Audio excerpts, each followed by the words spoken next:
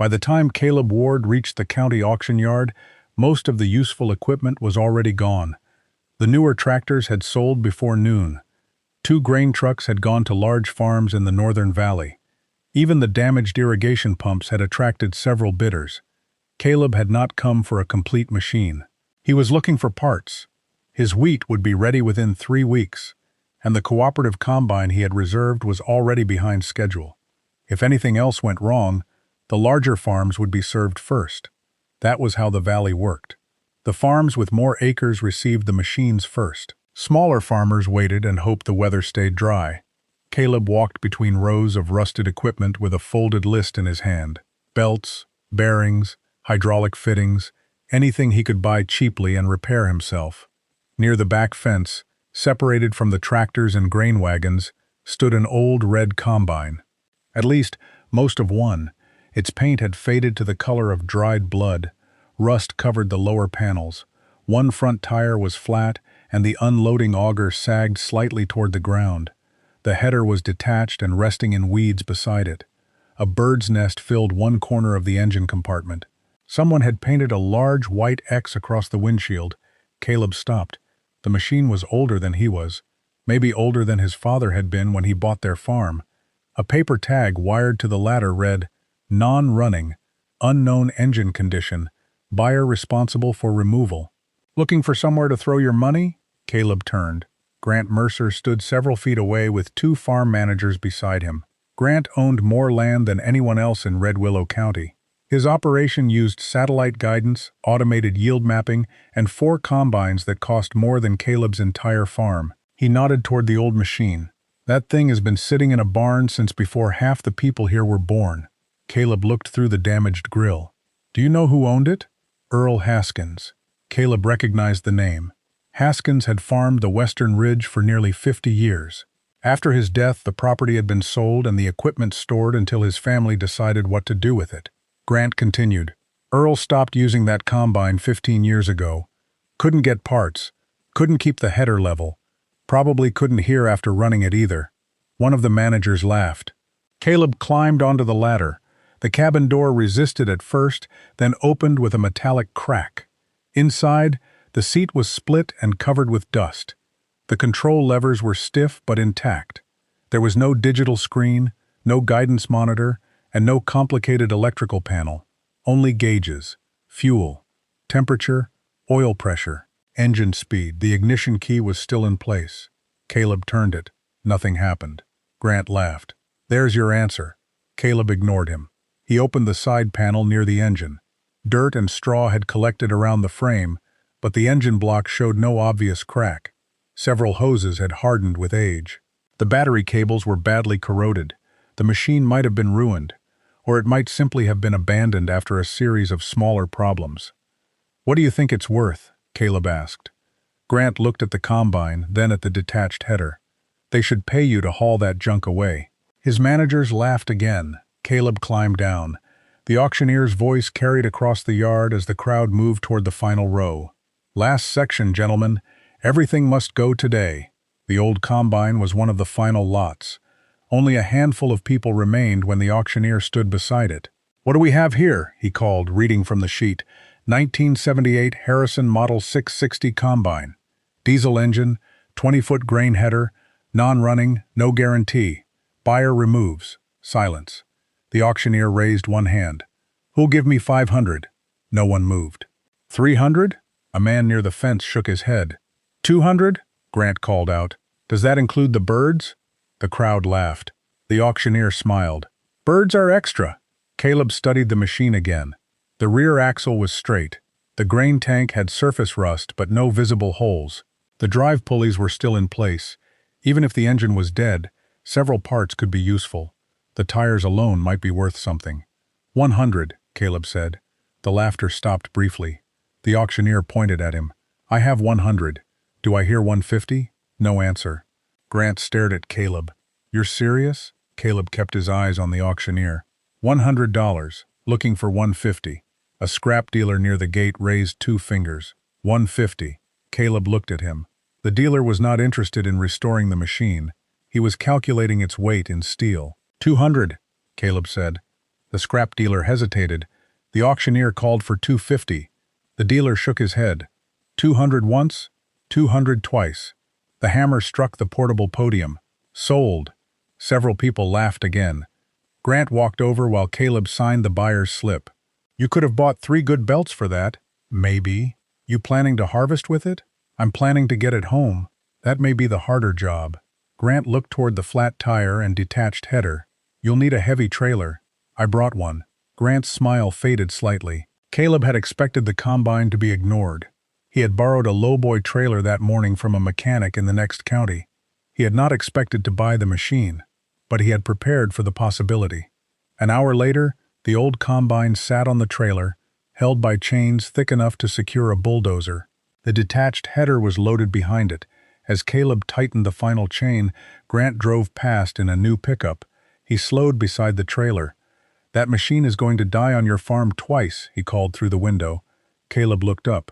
How does something die twice? First when it stops running, then when someone wastes money trying to bring it back. Grant drove away. The trip home took nearly 2 hours. Caleb avoided the highway and used narrow county roads, moving slowly enough that several cars followed behind him. People came out of the feed store to watch him pass. A group of teenagers took pictures. At the gas station, someone shouted, "You starting a museum?" Caleb kept driving. The old combine towered behind him, rusted and silent. From a distance, it looked less like a machine and more like the remains of one. When he reached his farm, the sun was already low.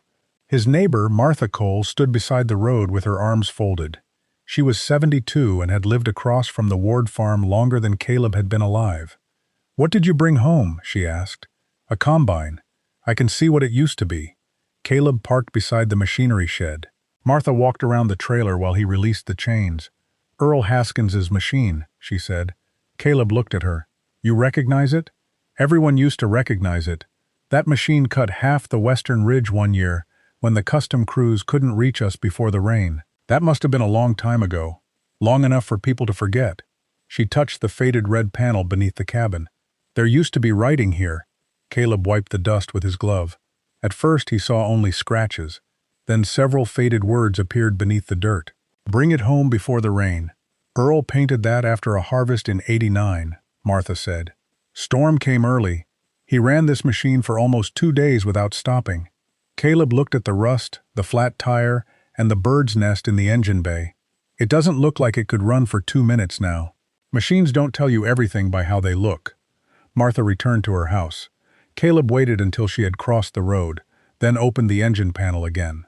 The daylight was fading, but he could still inspect the main components. He pulled the dipstick. The oil was black, but there was no water on it. He loosened the fuel cap. The tank smelled terrible. Old diesel, moisture, possibly rust. Then he noticed a small metal plate wired inside the panel. It was covered with grease. Caleb cleaned it with the edge of his sleeve.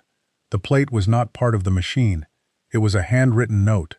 3 lines had been scratched into the metal. "Check fuel before blaming engine. Check ground before replacing starter. If header stops, feel left bearing first." Caleb read the lines twice. Someone had left instructions for the next person willing to open the panel. The auction crowd had seen a broken combine. Grant had seen scrap. Caleb had seen parts. Now, for the first time, he wondered whether the machine might still be something more. He took a flashlight from the truck and crawled beneath the engine compartment. The battery ground cable was nearly separated from the frame. He touched it. The corroded connector broke loose in his hand. Caleb stared at it. A machine could remain silent for many reasons. Not all of them meant it was dead. He stood and looked toward his wheat field. The crop was beginning to turn gold. In 3 weeks it would need to be harvested. The cooperative had not confirmed his date. The weather had not promised patience. Behind him, the old combine rested on the trailer beneath the fading words, "Bring it home before the rain." Caleb had bought it for parts. Before the night was over, he had already decided not to take it apart. The next morning, Caleb began with the combine's fuel system. He replaced the broken ground cable, drained the old diesel, and removed a filter packed with rust and dirt. Before he could install the new one, his phone rang. It was the Red Willow Harvest Cooperative. "We need to move your reservation," the scheduler said. Caleb looked toward his wheat field. How far? Possibly 4 days, maybe longer. My crop will be ready before then. One of our machines failed. Larger fields have to be prioritized. Caleb understood the rule. Moving a combine between small farms cost time, so farmers like him were always pushed to the back. I paid the deposit months ago. You still have a place in line? A place after the farms that matter more. The scheduler did not answer. When the call ended, Caleb looked at the broken combine. It was no longer just an auction purchase. It might be his only chance to harvest on time. Inside the farmhouse, a letter from the bank waited on the kitchen table. The operating loan had paid for seed, fertilizer, fuel, and repairs. Payment was due after harvest. If the wheat sold at full quality, Caleb could make it. If rain damaged the crop while he waited for the cooperative, he could lose the farm his father had spent 30 years building. Caleb folded the letter and returned to the shed. His neighbor Martha Cole was standing beside the combine. "Bad news?" she asked. "The cooperative moved my date." She looked at the field. "Then you had better make this machine useful. I bought it for parts. You changed your mind." Caleb showed her the handwritten plate inside the engine panel. Check fuel before blaming engine. Check ground before replacing starter. If header stops, feel left bearing first. Martha smiled. Earl Haskins wrote instructions on everything. Why did he stop using it? His knees got too bad to climb into the cab. His son bought a newer machine, and this one went into the barn, so the engine may not have failed. Not when Earl parked it. That was the first good news Caleb had received all day. A machine destroyed in the field could hide serious damage. A machine parked while still running might only be suffering from years of neglect. Caleb cleaned the fuel lines and replaced the filter. Fresh diesel finally reached the injection pump. Then he connected a tractor battery and turned the key. The starter clicked. Nothing else happened. He checked the new ground cable, then found a second strap hidden beneath grease and straw. It had corroded almost completely through. Caleb replaced it with braided copper wire. He tried again. This time the starter turned the engine. Slowly. Once. Then again. Dust fell from the exhaust pipe. The engine did not start, but it was not seized. Caleb stopped before overheating the starter. "It moved," Martha said. "That only means it can still become expensive." But Caleb was already working faster. He bled the air from the fuel lines, checked for oil flow, and tightened the battery connections. By late afternoon, he climbed into the cab again. The wheat outside had begun changing from green to gold. His harvest window was approaching whether the machine was ready or not. Caleb turned the key. The engine rolled over. A thick cloud of gray smoke burst from the exhaust. Then the combine coughed. Once, twice. For a second, the engine tried to run. Then it died. Martha laughed from beside the shed. That sounded alive. It sounded close. Caleb climbed down and inspected the engine. There were still serious problems. The cooling system needed flushing. Several belts were cracked. One front tire was flat. The header bearing mentioned in Earl's note was locked solid. But the engine had fired. The combine was not dead. It had simply been waiting for someone willing to trace each failure instead of treating the whole machine as scrap. Caleb wrote a short list on a piece of cardboard. Cooling system, belts, header bearing, hydraulics, tire. He hung it from the cab door. "How long do you have?" Martha asked. "Less than 3 weeks. And if it isn't ready?" Caleb looked at the wheat. "Then the crop waits for a cooperative machine that may arrive after the rain." He turned back toward the combine. For the first time, repairing it no longer felt like a foolish experiment. It felt like a deadline. Over the next 5 days, Caleb worked through the list hanging from the cab door. He flushed the cooling system, replaced the worst belts, patched a cracked hydraulic hose, and borrowed a used front tire from a retired combine 2 towns away.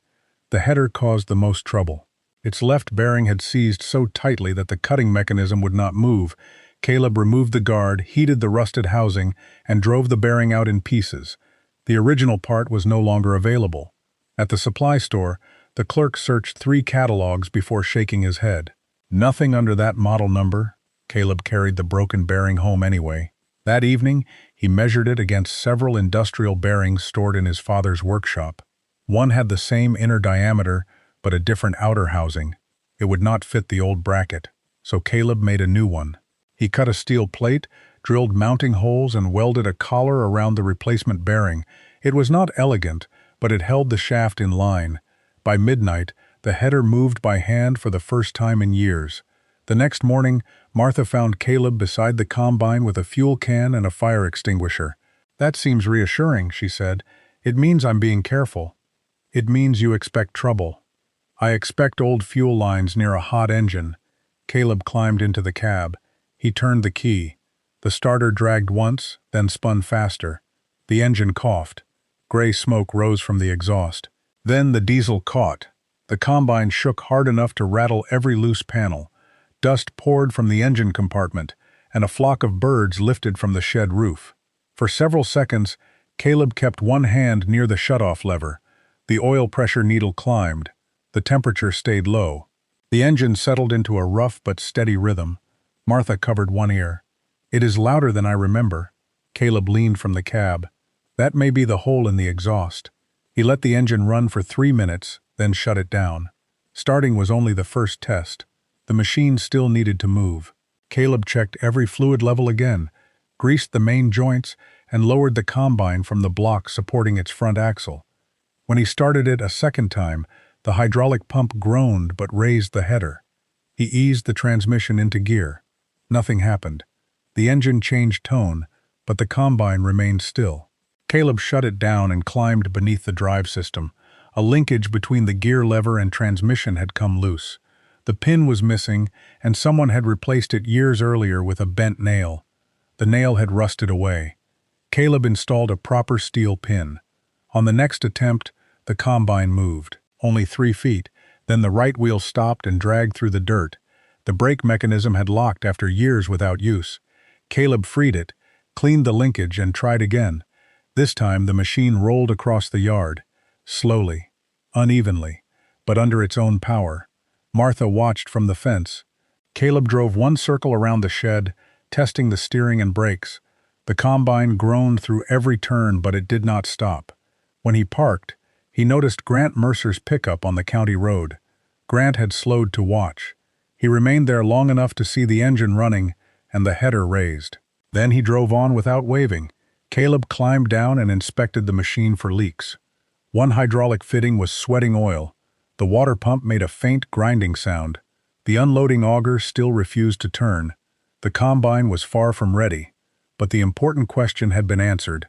The engine ran, the transmission worked, the machine could move. What appeared to be one dead combine had actually been a collection of ordinary failures. Blocked fuel, corroded wires, seized bearings, neglected linkages, and years without maintenance. None of them had killed it alone. Together they had made it look worthless. Caleb took the cardboard list from the cab door. He crossed out 4 items. Then he added 3 more. Water pump, auger drive, field test. The wheat had turned noticeably more golden during the week. He no longer had time to restore the combine properly. He only had time to make it work. The next morning, Caleb began with the unloading auger. The engine ran. The transmission moved. The header lifted. But a combine that could not unload grain was little more than a very large storage bin on wheels.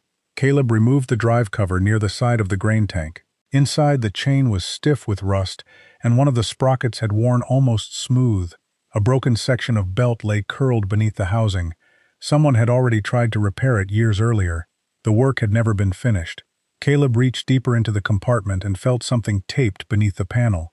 He pulled out a folded piece of oil-stained cardboard. Most of the writing had faded, but several lines remained readable. Osier chain. Loosen before winter storage. If it binds, check lower bearing before forcing drive. Do not trust the gauge after half a tank. At the bottom was a name, Earl Haskins, October 1998. Caleb read it twice. The metal plate near the engine had not been the only note. He began opening every access panel on the combine. Behind the grain elevator cover, Earl had written the correct chain tension directly onto the frame. Near the cylinder adjustment, an arrow pointed toward a bolt with the words, "Start here when wheat cracks." Inside the cab, beneath the dashboard, another note warned, "Fuel gauge sticks below 1/4. Carry 10 gallons." The combine was covered in a second, hidden layer of information, not factory instructions. Experience. Earl had recorded the problems that appeared only after hundreds of hours in the field, The sounds, weak points, and small adjustments no manual could predict. Caleb brought out a notebook and began copying everything. Martha arrived while he was leaning inside the grain tank. "Find something valuable?" she asked. "Instructions. From Earl?" "Everywhere." Martha stepped closer as Caleb handed her the cardboard note. She smiled when she saw the handwriting. He never trusted himself to remember the same mistake twice. Did he always write directly on the machine? He said manuals told you how a machine was supposed to work. Grease pencil told you how that machine actually worked. Caleb looked back at the open panels. The combine no longer felt anonymous. Every mark showed where someone had struggled with it before. A welded bracket near the header, a different bolt replacing the original cylinder pin, a small notch cut into the belt guard so it could be removed without loosening the entire assembly. They were not signs of careless repair. They were adaptations made by a farmer who had needed the machine running before the weather changed. Caleb returned to the auger. Following Earl's note, he removed the lower bearing before trying to free the chain. The bearing had collapsed internally. Several small steel balls fell into his palm when he opened the housing. If Caleb had forced the auger with engine power, the damaged bearing could have locked the shaft and destroyed the gearbox. The note had prevented a much larger failure. He measured the shaft and searched his shelves. This time, no spare bearing matched. Caleb called 3 suppliers. The first said the original part had been discontinued. The second could order a replacement, but delivery would take 10 days. The third found one at a warehouse in another state, 7 days if nothing was delayed. Caleb looked toward the wheat. He did not have 7 days. He drove to a machine shop outside town with the broken bearing and its housing. The owner, Luis Ortega, studied both pieces. "I can find a bearing with the same inside diameter," Luis said. "The outside will be smaller. Can you make a sleeve?" "I can. How soon?" Luis looked through the shop doorway at the old combine parked on Caleb's trailer. "You really plan to harvest with that?" "I plan to test it." "That was not my question." Caleb waited. Luis smiled slightly. "Come back after lunch." By 2 o'clock, the new bearing sat inside a machined steel sleeve that fit the original housing.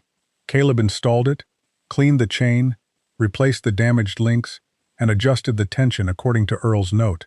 Then he started the combine. The auger unfolded with a long metallic groan. Caleb engaged the drive. At first, nothing happened. The belt slipped and produced a thin line of smoke. He shut the system down immediately. The belt was too loose. Inside the drive cover, another grease pencil mark indicated the correct position of the tensioning arm. Caleb adjusted it by less than half an inch. On the second attempt, the auger turned. Rust and old grain dust poured from the tube. Then the mechanism settled into a steady rotation. One more essential system worked. Caleb spent the rest of the afternoon inspecting the threshing cylinder and cleaning the grain sieves. Mouse nests blocked part of the airflow. Several adjustment rods were frozen with rust. The work was slow because every repair revealed another problem, but the machine was beginning to make sense. The engine created power.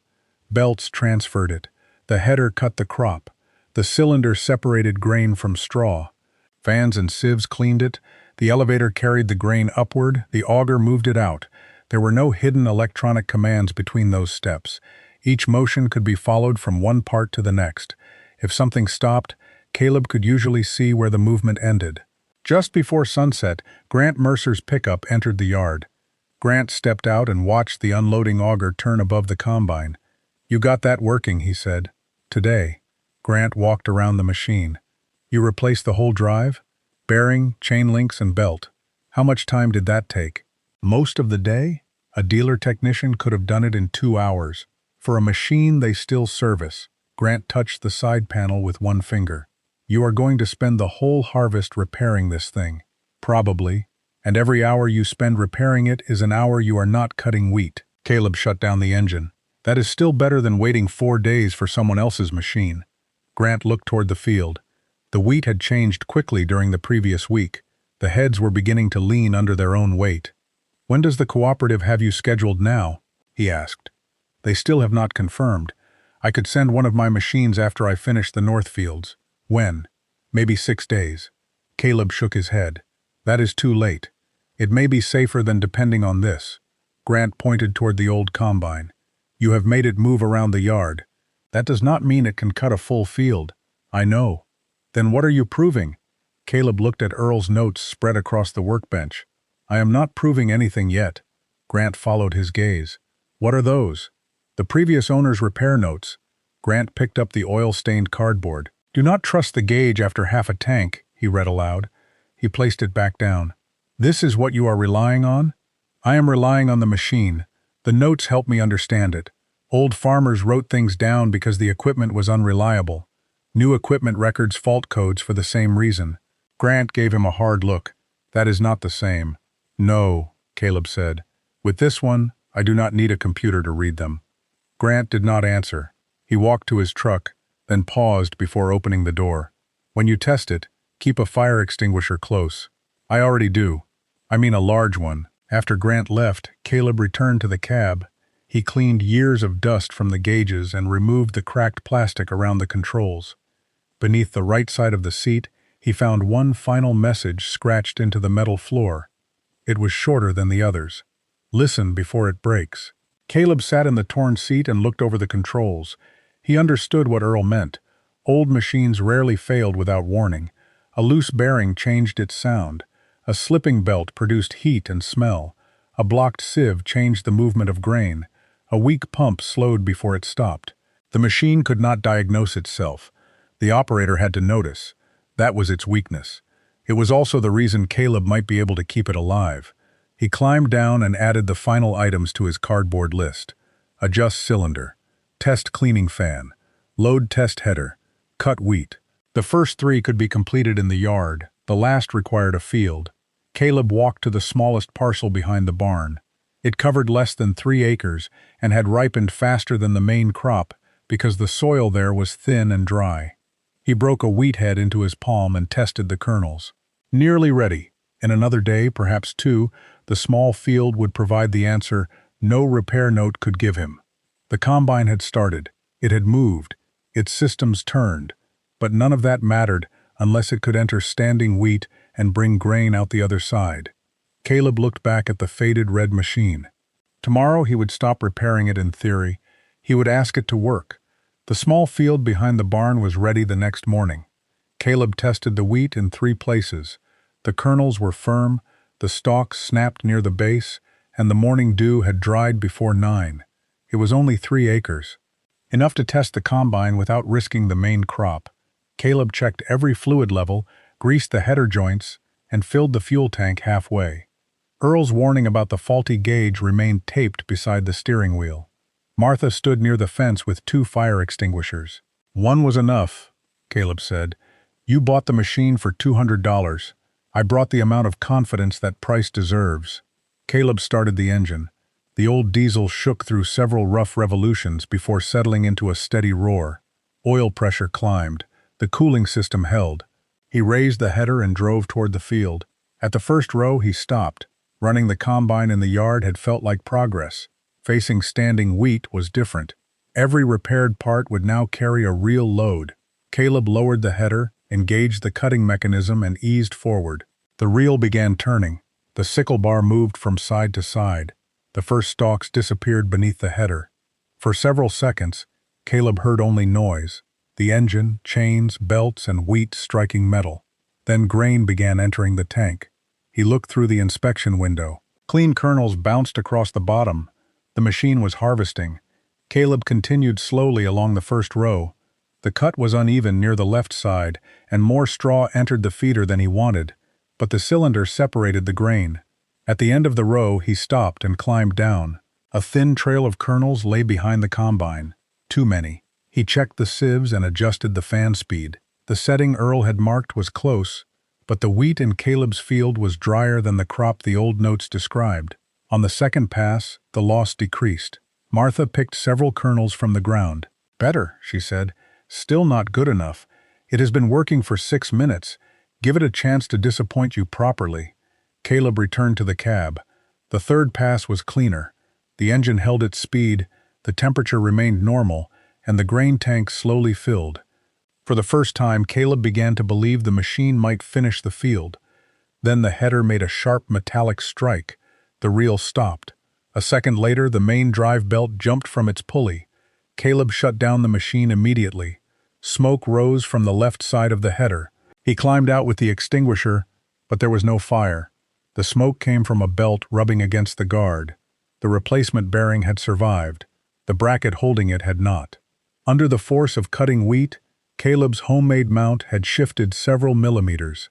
That movement pulled the shaft out of alignment, forcing the belt sideways until it slipped free. Martha looked at the unfinished row. "Can it be fixed here?" "I can put the belt back." That was not what I asked. Caleb examined the bent bracket. If he reset it without strengthening the mount, it would shift again. The next failure could damage the shaft or tear the belt apart. He had tested the replacement bearing by hand and in the yard.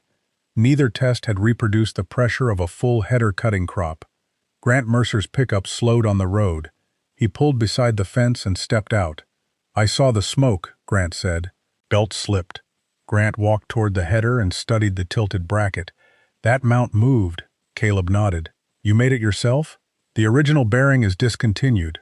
Grant looked at the single-cut row and the combine sitting halfway through the next. "This is what I warned you about. A machine can run in a yard and still fail the moment it touches a crop." Caleb removed the damaged bracket. "That is why I tested it here. You lost the morning. I learned where the mount is weak." Grant glanced toward the main wheat field. "You do not have enough mornings to learn every weakness." He was right. The old machine could contain dozens of problems that would appear only under load. Caleb looked at the bent steel plate. "Your offer to send a combine still open? When my north fields are finished? How many days? 5 if nothing breaks? My wheat may not wait 5. Neither will that machine." Grant returned to his truck. Before leaving, he called through the window, "You should calculate what your time is worth." Caleb watched him drive away. Then he carried the damaged bracket to the workshop. The steel plate itself was thick enough. The problem was its shape. Caleb had supported the bearing from below, but the cutting motion pulled it sideways thousands of times each minute. The mount needed a second brace. He cut a triangular piece of steel and welded it between the bracket and its base. Then he added a wider backing plate to spread the load across the header frame. Luis Ortega arrived from the machine shop shortly after noon. Martha had called him without telling Caleb. Luis inspected the revised bracket. "The weld will hold," he said, "but this edge may crack from vibration." He pointed to a sharp inside corner where the brace met the plate. Caleb ground the corner into a smooth curve and welded another short support along the outer edge. Luis nodded. "Now the force has somewhere to go." They reinstalled the bearing and checked the shaft alignment with a straight edge. Caleb turned the mechanism by hand before replacing the belt. Nothing bound. Nothing shifted. At 2:30, the combine returned to the field. Caleb began at the same slow speed. The repaired header cut through the remaining section of the unfinished row. He watched the left bearing closely. The bracket held. After one pass, he stopped and touched the housing carefully. Warm. Not hot, he continued. The old combine moved through the field at less than half the speed of a modern machine. Dust entered through gaps in the cab. The steering wandered, and the temperature gauge rose whenever Caleb pushed too hard. But it kept cutting. Near the final acre, another belt began squealing. Caleb remembered the words scratched beneath the seat. "Listen before it breaks." He stopped before the belt failed. A tensioning bolt had loosened from vibration. Caleb tightened it, marked its position with paint, and returned to work within 10 minutes. By sunset, the small field was finished. The combine had harvested 3 acres in nearly an entire day. Grant's machines could have completed the same work in minutes, but Caleb now had grain in the tank. He unfolded the unloading auger over an old wagon and engaged the drive. For 1/10 second, the auger did not move. Then the chain caught. A stream of wheat poured from the tube. Martha stood beside the wagon, letting the grain run through her fingers. "It brought something home," she said. Caleb shut down the auger and examined the wheat. There were a few cracked kernels. Some straw remained mixed in. The machine still needed adjustments, but the grain was usable. The combine had entered a standing crop, cut it, separated it, cleaned it, stored it, and unloaded it. The field test had not proved the machine was dependable. It had proved something more important. Its failures could be found. Its behavior could be understood, and when it stopped, Caleb could still do something about it. He returned to the header and wrote 2 new notes directly onto the repaired panel. Check bracket after first acre. Tighten drive bolt every 4 hours. Earl's knowledge had brought the machine this far. From now on, the next instructions would belong to Caleb. Beyond the finished test field, 170 acres of wheat waited. The old combine had survived 3. Caleb looked at the main crop and understood the distance between a successful test and a completed harvest. The machine could work. Now it had to keep working. 2 days after the field test, the weather report changed. The original forecast had shown a dry week. Now a slow-moving storm was expected to reach Red Willow County in 4 days. The first rain might be light. What followed would not be. 3 to 5 days of steady rain could soften the ground, flatten ripe wheat, and delay harvest long enough for grain quality to fall. Caleb heard the update while adjusting the combine's cleaning fan. He stopped working and looked toward the main field. The wheat had ripened quickly. The heads were heavy, the stalks dry, and the kernels hard enough to crack between his teeth. He no longer had 3 weeks. He had days. His phone rang before the weather report ended. The cooperative scheduler spoke quickly. "Caleb, I need to update your reservation." He already knew what was coming. "When?" "We're suspending small farm appointments until after the storm." "You moved me once already. We have to send the machines where they can cover the most acres. My crop is ready now. So are several thousand acres north of you." Caleb tightened his grip on the phone. "When would your machine reach me? After the rain, depending on field conditions? That could be more than a week." "I'm sorry." The call ended. Caleb stood beside the old combine. The machine had completed 3 acres. The main crop covered nearly 170. At the speed of the field test, it would take too long. He needed the combine to work faster without pushing it hard enough to break. Caleb began with the grain losses. During the test, too many kernels had fallen behind the machine. He adjusted the cylinder clearance, reduced the fan speed, and changed the sieve opening. Then he tested the settings on another short strip. The grain sample improved, fewer cracked kernels, less straw, lower loss behind the machine. The engine temperature remained stable as long as Caleb kept the speed moderate. By noon, he had finished 8 acres. That was better. Still not enough. Grant Mercer drove into the yard shortly after lunch. His pickup was followed by a fuel truck and 2 service vehicles heading toward the northern fields. "You heard the forecast?" Grant asked. "Yes. The cooperative canceled your slot." "They did." Grant looked at the old combine still covered in dust from the morning's work. "How much have you cut?" 11 acres including the test field. "You have more than 150 left." "I can count." Grant ignored the reply. "I may be able to send one of my combines here tomorrow night." Caleb looked toward Grant's fields. All 4 of the newer machines were working in the distance. "After you finish your own wheat, after the northern section. And if the rain moves faster, then everyone loses something." Caleb leaned against the header. "What would it cost?" Grant named a price. It was high, but not unreasonable for the equipment and crew. Then he added a condition. "My fields come first. If I call the machine back, it leaves." Caleb understood. He could pay for help and still be abandoned halfway through the job. "I'll keep harvesting," he said.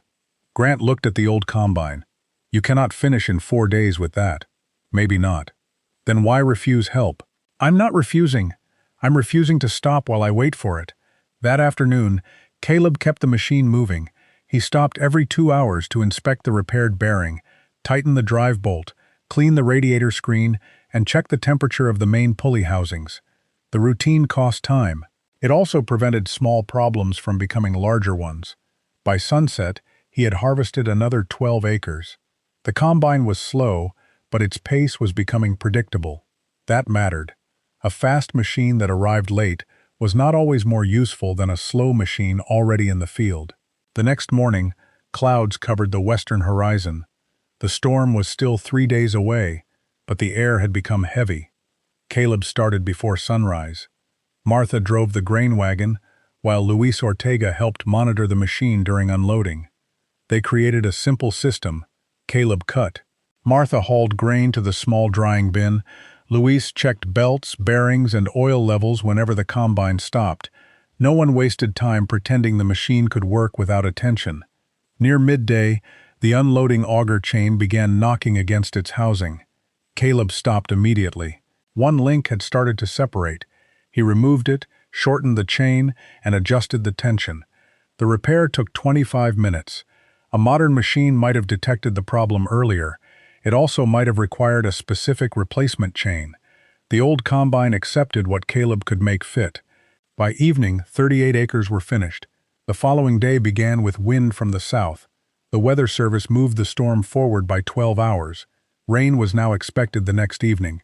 Caleb calculated the remaining acreage. Even with longer hours, he could not finish everything. He changed the plan. The lowest field would be harvested first. If rain arrived, that ground would become too soft to carry the combine. The higher western acres could wait longer. Martha pointed toward the ridge. That wheat is drier. The low field becomes unreachable first. You may lose quality on the ridge. I may lose the whole lower section if I leave it. The old combine entered the low ground before noon. The soil was firm, but the crop was thicker there. The engine worked harder, and the header drew in more straw. Caleb reduced speed. Every hour mattered, but forcing the machine would gain nothing if it broke. At 3 o'clock, Grant called, "I can send a combine after dark." "For how long?" "Until dawn." Caleb looked across the remaining field. "Send it to the western ridge. You should put it in the low ground. It will finish faster. The old machine is already there." Grant laughed once. "You're giving my new combine the easy section?" "I'm giving each machine the field it can finish without wasting time." Grant's combine arrived at 8 that night. Its lights illuminated the ridge like a stadium. It moved through the wheat more than 3 times faster than Caleb's machine. For the first hour, the difference was painful to watch. The new combine cut wide, even passes, while Caleb's old machine crawled through the lower field. But the old combine did not stop. By midnight, both machines had made visible progress. Then Grant's operator received a call. One of the northern machines had gone down with an electrical fault. Grant needed the borrowed combine back. The operator raised the header and left before 1 in the morning. Caleb was alone again. The ridge was only partly finished. He continued until 2:30, when the temperature gauge climbed above its normal range. The radiator screen had filled with dust and chaff. Caleb stopped, cleaned it, and checked the coolant. The engine had not overheated. It had warned him first. He restarted and worked until dawn. When the sun rose, most of the lower field was finished. Dark clouds had begun forming beyond the western ridge. Caleb parked beside the grain wagon and studied what remained. More than 60 acres. Less than 2 days. Martha handed him coffee. "Can it do it?" she asked. Caleb looked at the old combine. The machine was stained with oil, dust, and fresh weld marks. Its paint was nearly gone. Every major panel carried a note, a mark, or a repair. "It can keep moving," he said. "That is not the same answer. It is the only one I have." Across the valley, the new combines worked without stopping. Caleb climbed back into the torn seat and turned the key. The old diesel caught on the second attempt. The header lowered. The wheat disappeared beneath it. The storm was coming. The cooperative machine was not.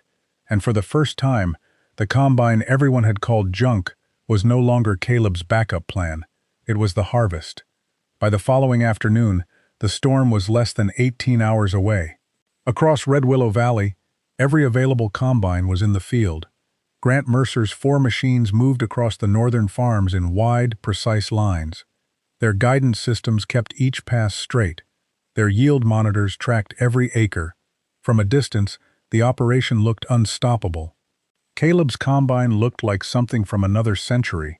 It moved slowly through the western field, trailing dust and shaking whenever the header entered a thick patch of wheat. But it kept moving.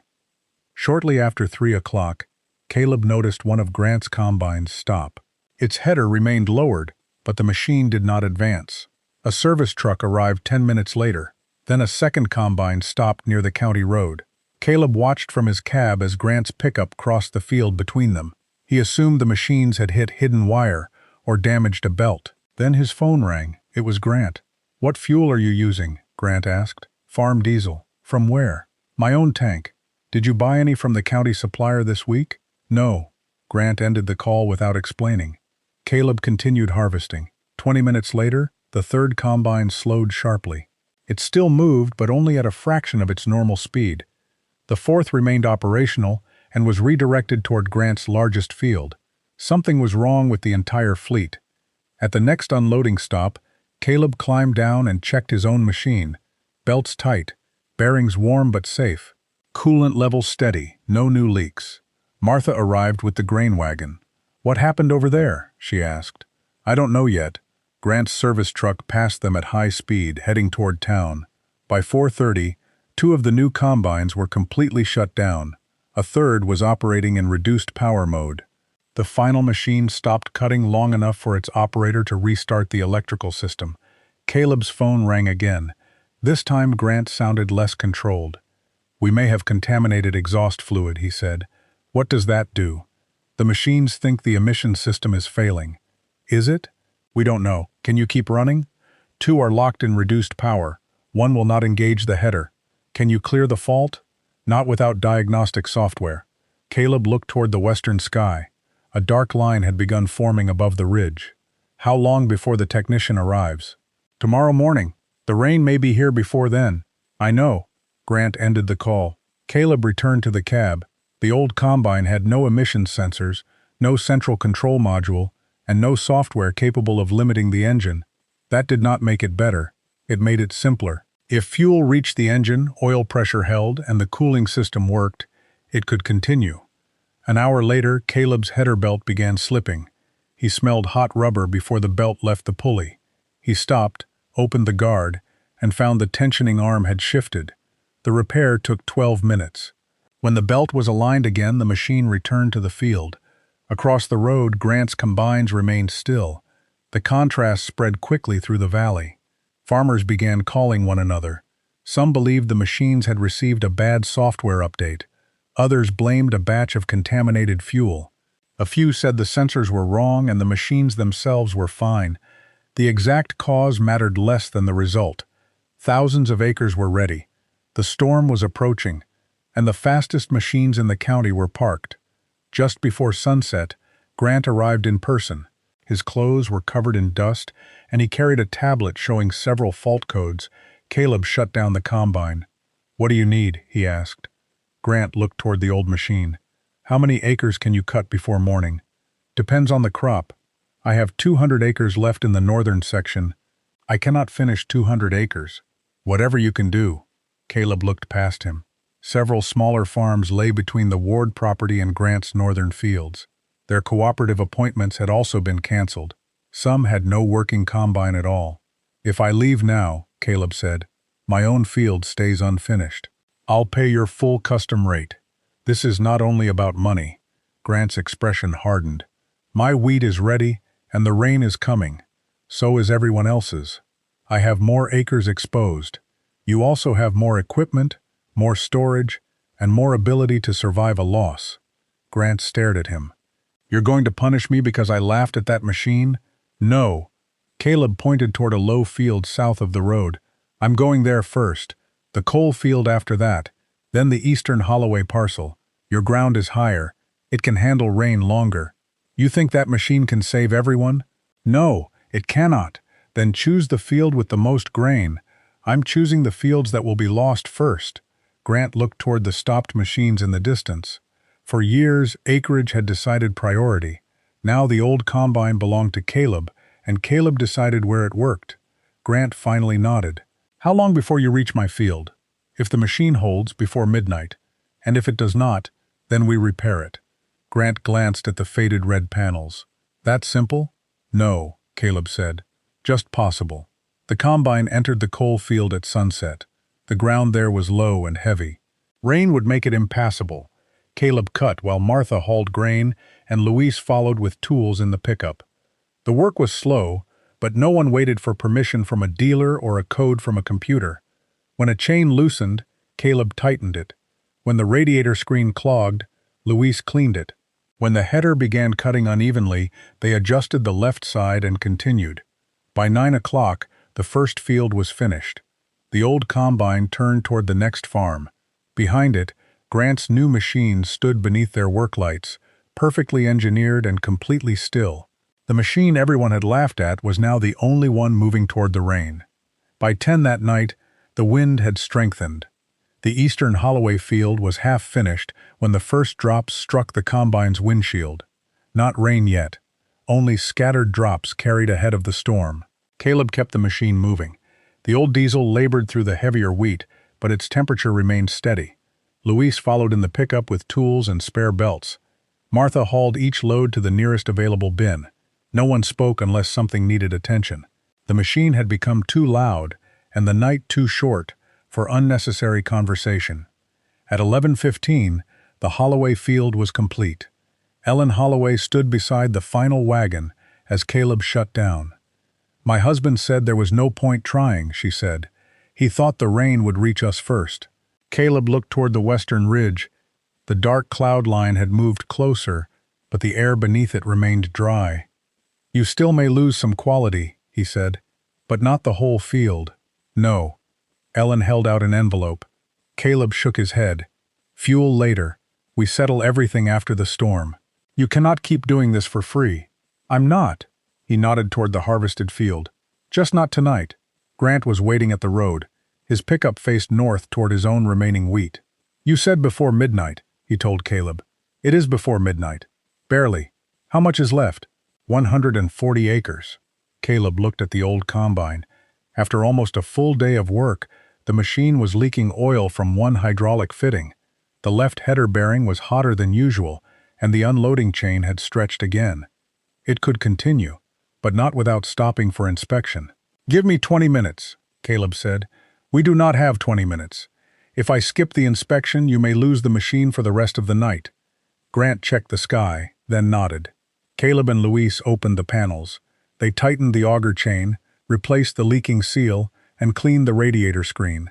The header bearing was warm but not failing. Luis touched the housing. "It will hold if you keep the speed down. That makes 3 people tonight who have told me to go slowly while the rain is coming. Going slowly is why it is still running." Caleb closed the guard. Grant climbed into his truck. "Follow me." They reached the Mercer property shortly before midnight. Grant's fields were larger and more uniform than the smaller farms Caleb had just harvested. Long rows extended beyond the combine's headlights. 4 modern machines stood near the equipment shed. Technicians had connected diagnostic equipment to 2 of them. Another sat with its engine running at reduced power, unable to cut efficiently. Caleb drove past them in the old combine.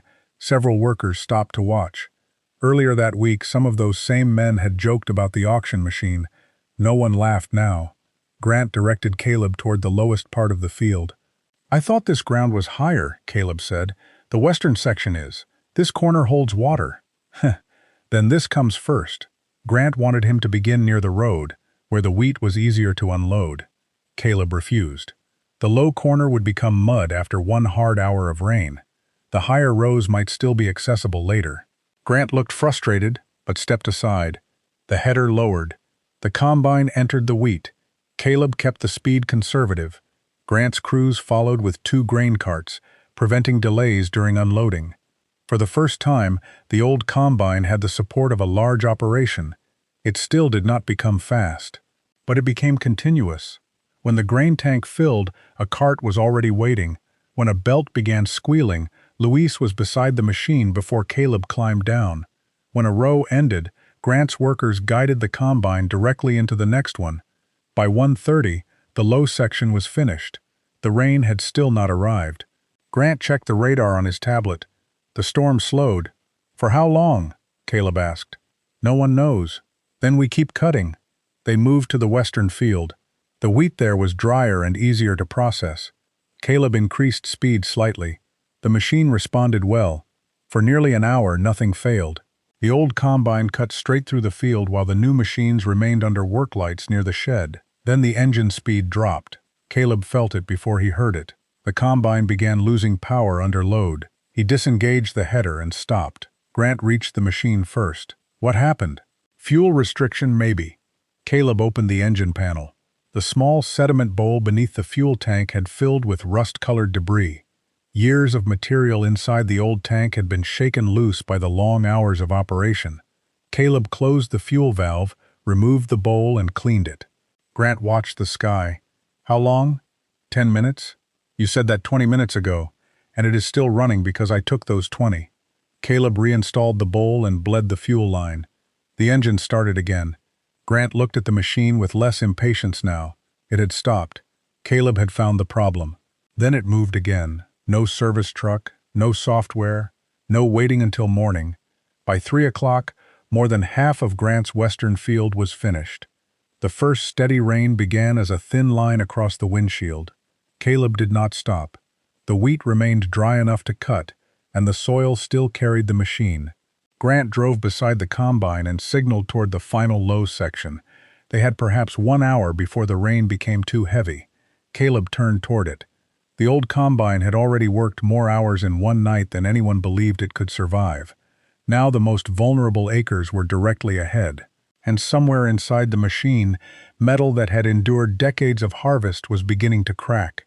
The crack appeared just after 3:30 in the morning. Caleb felt a violent vibration beneath the cab, followed by a metallic strike from the drive system. He disengaged the header immediately. The combine rolled to a stop in the middle of Grant's lowest field. Rain tapped steadily against the windshield. Grant and Luis reached the machine within minutes. Caleb climbed beneath the side panel and found the damage. The main drive shaft had split near an old weld. It had not broken completely, but it could no longer carry the load safely. Grant looked toward the remaining wheat. Less than 20 acres stood between them and the drainage ditch. Once the rain softened the ground, the field would be impossible to enter. "Can you repair it?" he asked. "Not properly. How long for a replacement?" Caleb almost laughed. "No one has this shaft." Luis examined the crack with a flashlight. "We could reinforce it." "For how long?" Grant asked. Luis looked at the rain. "Long enough, or not at all?" Caleb removed the damaged section.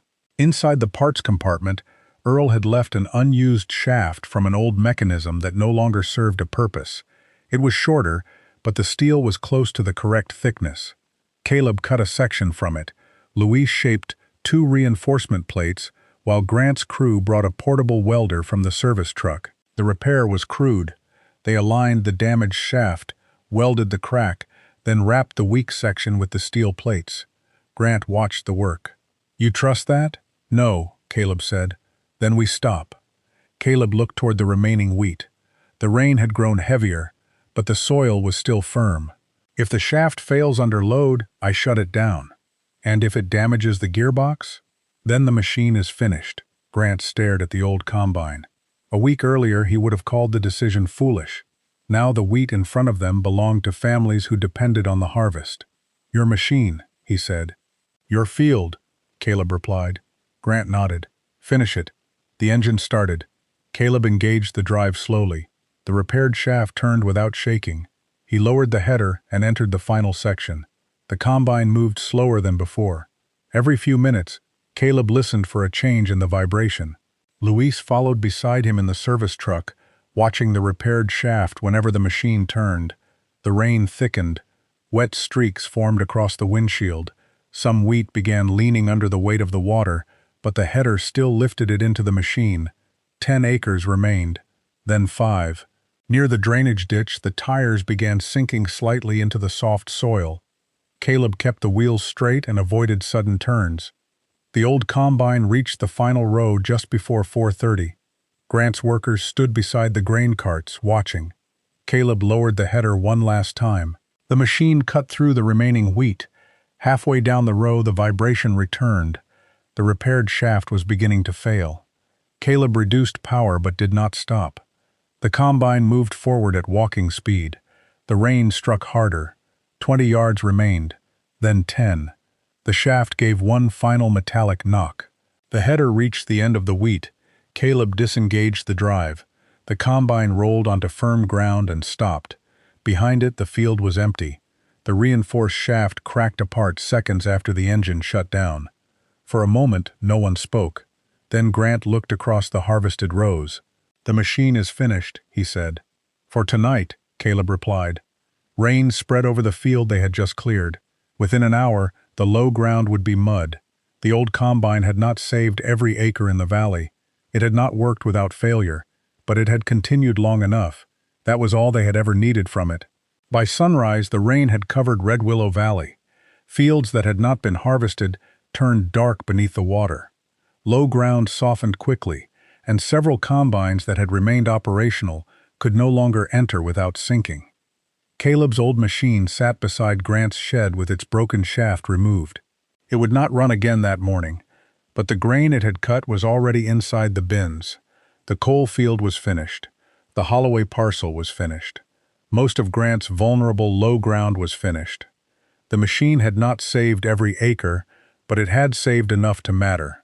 Later that day, the dealer technician arrived and restored 2 of Grant's newer combines. By then, the fields were too wet to use them. The machines were ready. The land was not. Grant stood inside the shed, looking at the broken shaft on the workbench. "You knew this thing could fail at any moment," he said. Caleb cleaned mud from his hands. "I knew every machine could. That is not how you acted." "No. I acted like I might have to repair it when it did." Grant looked toward his silent fleet outside. His machines were faster, cleaner, and more efficient.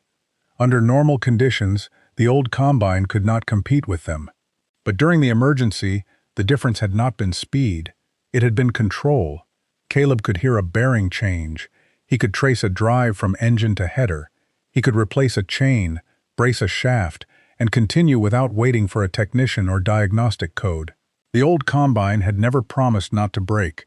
It had only allowed someone who understood it to keep trying. When the rain stopped 3 days later, damage reports began arriving. Several unharvested fields had lodged. Some grain had begun sprouting in the heads. The quality loss was severe in the lowest areas. The farms Caleb reached before the rain had avoided the worst of it. Ellen Holloway came to his yard carrying an envelope. "This is for fuel and your time," she said. Caleb looked at the amount. It was more than he expected. "You do not owe me this much. You brought in a crop we thought we had already lost." Martha and the Cole family paid him as well. Grant sent the largest payment. It covered the welding, fuel, replacement parts, and nearly 10 times what Caleb had paid for the combine at the auction. The money was enough for Caleb to make his first bank payment. It was not enough to make him rich. It was enough to keep the farm. A week later, Grant visited while Caleb was rebuilding the broken shaft. "You plan to repair it again?" he asked. "Yes. You could use the money to rent something newer next year." "I may do that too." Grant looked at the faded red panels. "So you still think this is a good machine?" Caleb considered the question. The combine leaked oil. It burned too much fuel. It was slow, loud, and exhausting to operate. It needed constant attention. "No," Caleb said. "It is an old machine with a long list of problems." Grant smiled. "That sounds more honest." Caleb placed the repaired shaft on the bench. "But I know what those problems are." Grant looked toward the words painted beneath the cab. "Bring it home before the rain." "At the auction," Grant said, "I told them they should pay you to haul it away. You were close." "How?" "They did not pay me. Everyone else did." Grant laughed for the first time since the breakdown. Then he pointed toward the combine. "If you ever decide to sell it, call me first." Caleb shook his head. "You could buy something better." "I already did." Both men looked toward the silent, modern machines parked beyond the shed. Grant did not argue. The old combine had not proven that new technology was useless. It had proven that efficiency was only one kind of value. Sometimes the most important machine was not the fastest one. It was the one a farmer could still understand when everything else stopped. The next summer, the county auction returned to the same dusty yard. Caleb did not need a combine this time. The old Harrison was running again. He had rebuilt the drive shaft properly, replaced the worst seals, and added several new notes beside Earl Haskins's faded instructions. He came looking for spare belts and a second grain wagon. Near the back fence, a small crowd had gathered around another piece of old equipment. It was a weathered tractor with chipped paint and a handwritten tag that read, "Runs hydraulics weak, sold as is." A year earlier, most buyers would have ignored it. Now several farmers were inspecting the engine, checking the linkage, and asking whether replacement parts could be made locally. Grant Mercer stood among them. Caleb stopped beside him. "Thinking about buying old junk?" Caleb asked. Grant looked at the tractor. "I'm thinking about buying something my crew can repair without waiting for a laptop." The auctioneer called for bids. The tractor sold for far more than Caleb expected. The storm had changed how people judged machinery. No one believed old equipment was automatically better. The newer combines were still faster, safer, and more efficient when everything worked correctly. But farmers had begun asking different questions. Could the machine operate in reduced form after a minor failure? Could common parts replace proprietary ones? Could a local mechanic repair it? Could the operator understand why it stopped? At the cooperative, Grant helped create a shared emergency plan. The valley kept diagnostic equipment closer during harvest. Fuel and exhaust fluid deliveries were tested before entering large fleets. Older machines that still worked were maintained as backups instead of being sold immediately for scrap. Caleb's combine became part of that plan, not as the main harvesting machine, as the machine that could still move when other systems failed. Near the end of the auction, Grant handed Caleb a folded sheet of paper. It was the original sale record from the previous year. Harrison Model 660. Sold to Caleb Ward. $200. I asked the auction office for a copy, Grant said. Why? To remind myself what I missed. Caleb looked at the paper. You saw exactly what was there. A broken machine. So did I. Grant shook his head. No. You saw a machine whose problems could be understood. Caleb folded the paper and placed it in his pocket. Before leaving, they passed a group of farmers standing beside the old Harrison, which Caleb had brought to display for the auction's equipment repair fundraiser. Someone had repainted the red panels. The dents remained. The welds were still visible. New steel surrounded the repaired bearing, and Caleb's handwritten warnings covered several access panels. A young farmer pointed to the words beneath the cab. Bring it home before the rain.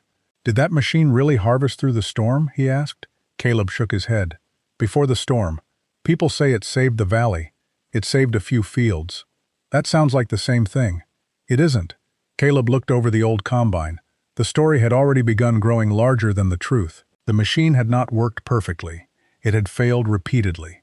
It had survived because people listened, stopped, repaired it, and tried again.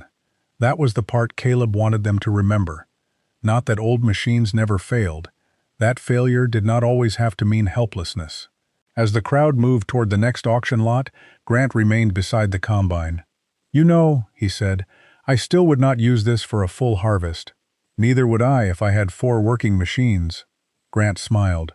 But if those 4 stopped? Caleb tapped the repaired side panel. Then I'd make sure this one had fuel.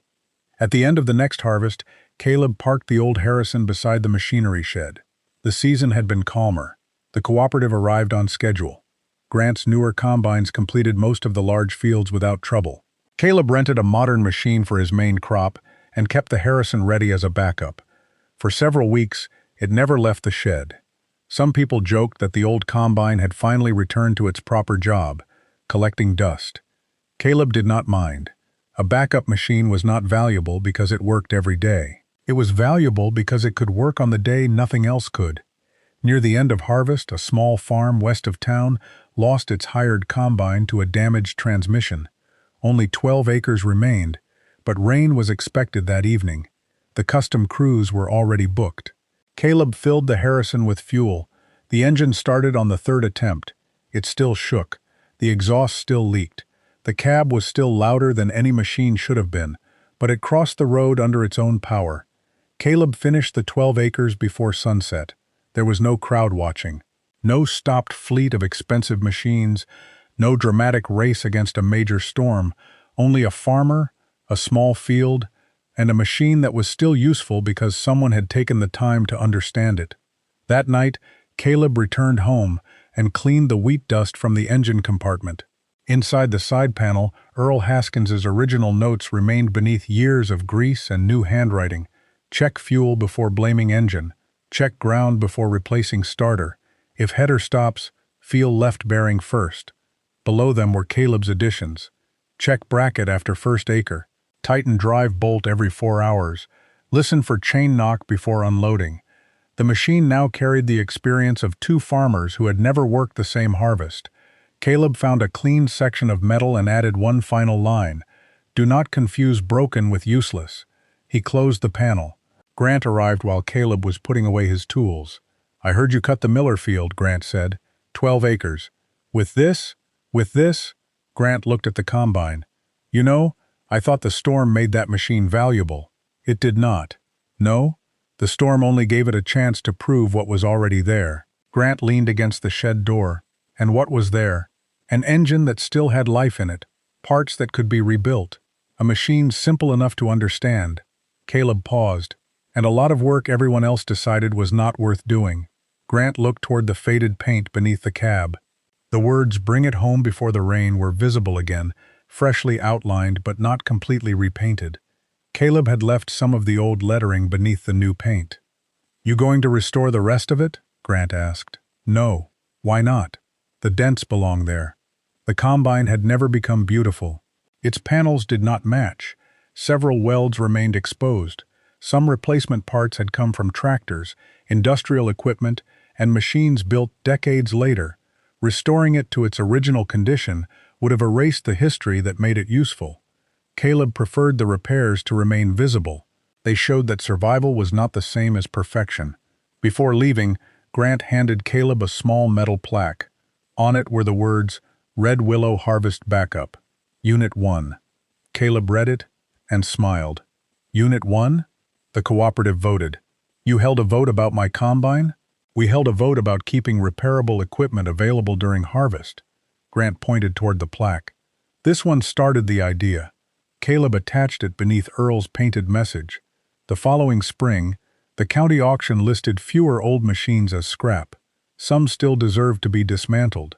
Frames cracked, engines seized, repairs sometimes cost more than replacement, but buyers no longer judged equipment only by age, paint, or the presence of a digital screen.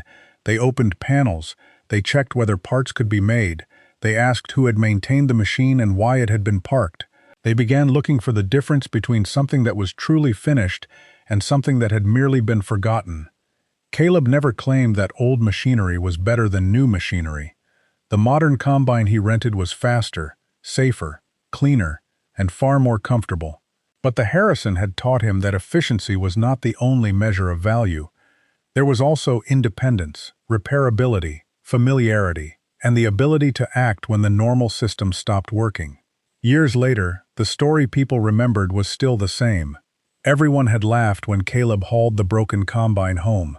Then the new machines failed, and the old one kept moving toward the rain. But Caleb remembered the story differently. The combine had failed too. Its belt slipped, its bearings seized, its chains stretched, its drive shaft cracked in the middle of a wet field.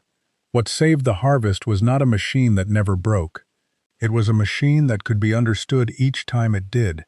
Caleb turned off the shed lights and stood for a moment beside the faded red panels. At the auction, everyone had asked what the combine was worth. $200, scrap metal, a joke someone would regret hauling home. They had been asking the wrong question. The real question was not how much the machine was worth while it sat silent in the yard. It was what someone who understood it could still ask it to do. Caleb closed the shed door. Inside, the old combine waited, not for praise, not for another legend, only for the next field that needed bringing home before the rain.